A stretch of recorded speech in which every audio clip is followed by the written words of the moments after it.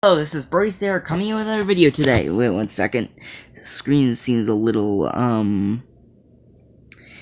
janky a little bit. I don't know how to describe it, but anyway, okay, that looks pretty good. But anyway, today I am reacting to David Duncan. This was recommended by a couple of my friends at school. I know one of them was Aldo Lopez. Wait, is it? I don't know if it's Aldo Lopez or not. It's Aldo. Aldo is his first name. I'm not sure what his last name is, but yeah, his first name is Aldo, and might have been Alan as well. I don't know, but somebody else also recommended that I react to David Duncan. So I searched David Duncan, and this is what I see right here. So it looks like David Duncan is a guy that has a YouTube channel about being fit and stuff like that. So I want to watch his very first video. So let's do it. Alright guys, today I'm going to talk about shin splints, specifically Shin splints, posterior not good. shin splints. There's two main types. I was at a track meet yesterday, and there was a kid from another school that told me, one second, let me pause it. There was one kid at another school that told me he got shin splints while he was running the 2 mile. And so this is pretty interesting. This is along that same topic that he was talking about yesterday, so yeah, let's see. But it can hurt all the way from here down to Hear here, this. all on that inside of the shin. Then anterior shin splints affect, here's your shin bone on the outside of your shin bone. So this trick I'm going to teach you works amazingly well if you have posterior shin splints across the inside. What causes that generally is if you've trained a lot or if you're naturally inclined to be like this, the tendon that runs on the inside of your shin gets too tight. So you can kind of notice it in your running form. When you're running and you look straight down and you notice when you step forward, your ankle is kind of sort of making extreme version, but bent in like this, but you'll just notice slightly bent in like that if you can see that. That's because that tendon's too tight and it's pulling your whole ankle up and in. And because it's too tight, when you step on flat ground, it forces your foot to go flat, so it bends the ankle back out like that, stretching that tendon. And then when you're really sprinting hard, or just if you're jogging, a lot of times you're putting hundreds of pounds of pressure, like slamming into that tendon with every step. And what that does is you start getting micro tears. And those micro tears build up and they can get really painful, and then that's where you got your shin splints. And sometimes it can last for a long time. In my case, it lasted over a year. I'm just gonna go ahead and I tried every technique I could. I'll just Pretty much every technique I found was for anterior shin splints on the outside, which I didn't have. And sometimes they give me a little bit of relief. I'd feel better after like 3 or 4 days. I wouldn't feel any more pain. I'd go out and run, and within 5 minutes the pain came back. I mean, I took off a month sometimes, tried everything. So this is a really weird trick. You've probably never heard of this, but I swear it works amazing. I want you to try it for a week, do it every day for a week, take a break off of running, then go back to your running, make sure you do it before you run, and then when it completely changes your life, I'd like you to come back to this video, like the video, and subscribe. Or I'm gonna like the video right now. If it didn't work for you, but I prefer the first. So, on to what I'm talking about. To get rid of that, you gotta stretch it out. Okay. And when you're running, just like a muscle, when you use it a lot, it breaks down. And when it heals, sometimes you get scar tissue in there. And you might not be able to hear it because we're outside, but you put some oil on your shin, and you scrape down like this. And I'm using the bleacher to kind of pull my shin tight. I scrape down along there, okay? And then you mostly focus on your inner shin right here on that tendon, but then you scrape also along the muscle. Did you say oil? You scrape all over your calves, and it loosens up your calves. It stretches out the muscle. It gets that scar tissue out. I mean, it literally sounds like gravel, if you can hear this. And you get the scar tissue out, and the noise will kind of go down over time as you push it out.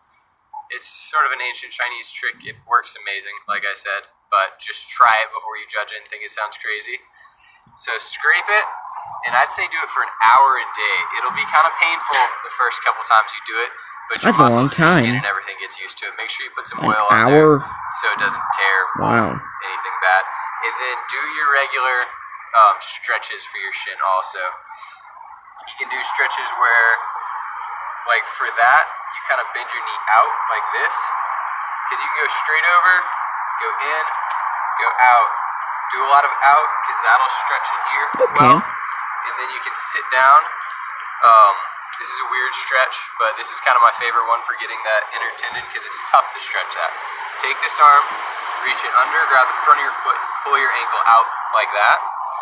And just come up with any way you can to stretch your ankle. You want to get your ankles looser, especially try your best to hit the inner part of your ankle, the tendon that runs from here to here. Get that looser, get it stretched out, and do the scraping. Just do the scraping. You will thank me. I promise.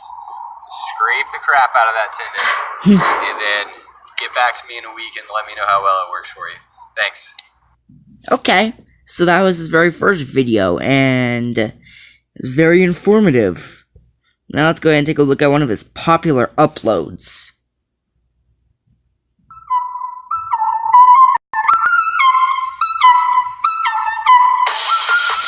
Oh, he's very fit. Look at that. He's very fit. Serious about that fitness.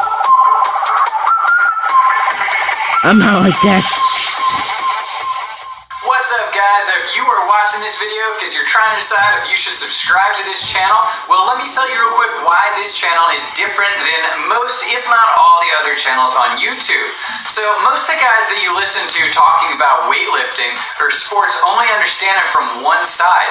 You see, I've played sports my entire life, and I've also spent a lot of time in the gym. And not only have I spent time both bodybuilding and playing sports, I've spent hundreds of hours researching how to best do it. I understand how the weight room applies to sports. I also understand supplements and diet very, very well. I studied nutrition in college, so I understand that pretty well too, and I've spent a lot of time studying it on my own outside of that. So I think all of that together gives me a very unique perspective when it comes to understanding sports, bodybuilding, diet, supplements, and everything in between. So if you're looking for science-based videos about bodybuilding, sports, supplements, and nutrition, I really believe this is the right channel for you. So stick around, check out some of my videos. If you like what you see, make sure to subscribe to the channel, and I'd really appreciate it, guys.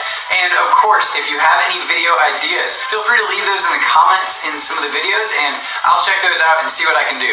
Anyway, guys, thanks for watching, and I hope you enjoy my channel.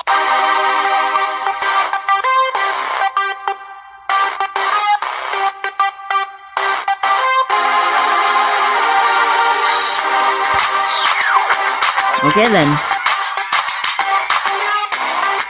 Okay, I'm gonna react to one more video. Just gonna try to go all the way up. Ah, dang it. There we go. I'll react to his most... Wait. Okay, I'm gonna react to his most latest video, which is 2 months ago.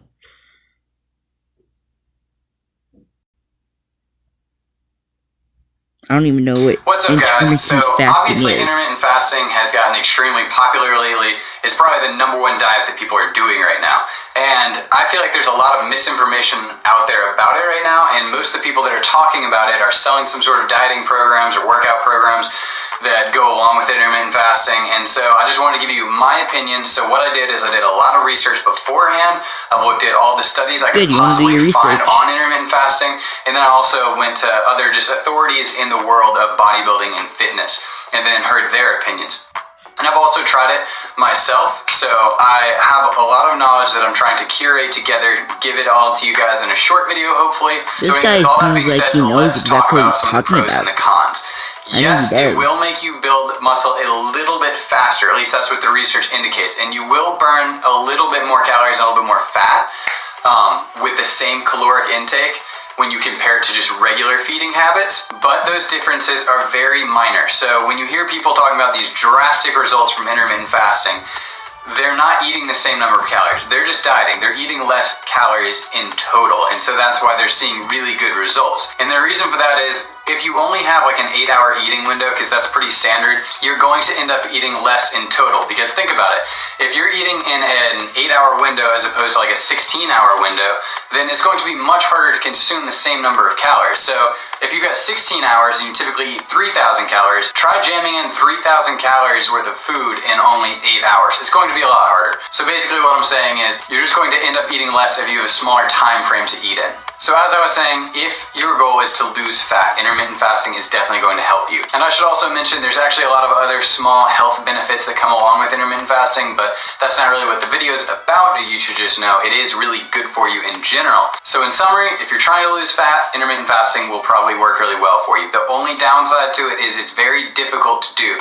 So if you're prone to quitting diets and you have a hard time really sticking to workouts and especially just diets, I guess, then I wouldn't recommend it because it's going to just be mentally harder than a lot of other diets. So don't set yourself up for failure. It's just like with the gym. You don't want to go from no training to going into the gym and doing 2-hour workouts. Even though you see faster results, you're pretty much going to fail because most of the time people just can't handle being thrown into that much volume and that much work. So don't throw yourself into a diet that you can't handle either. Okay, so now let's talk about intermittent fasting for bodybuilders and people that are really trying to bulk up and they're already pretty lean. If you need to consume a lot of calories because you're really trying to build muscle and you're already relatively lean, I do not recommend intermittent fasting. I would recommend actually fasting a couple of days a month maybe, just because of the health benefits that come along with that. But when you restrict your feeding window down that much, it's going to be so difficult to consume the amount of calories that you need to. For myself, I like to eat around 3,000 to 4,000 calories a day.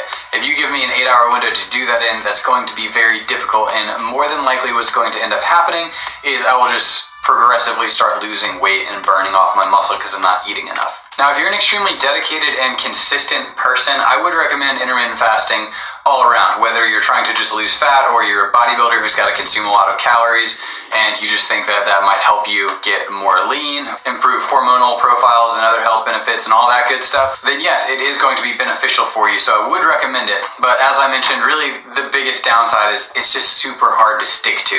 So in a vacuum, from a scientific standpoint, it seems like it works for some people. recommend it. It's a really good idea. It's good for you.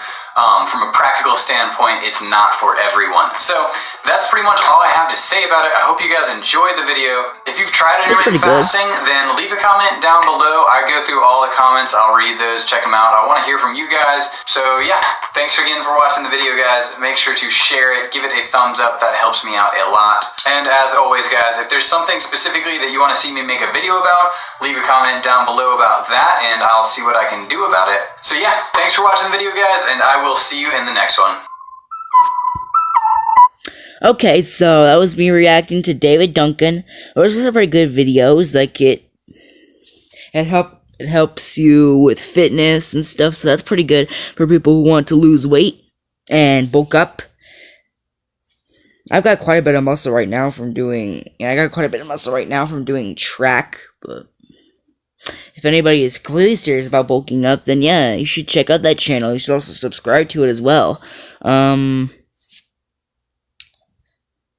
don't know if I'd want to subscribe or not. I'm not sure. But anyway, that was me reacting to David Duncan. I hope you guys enjoyed the video, and I will see you next time with another video. Bye.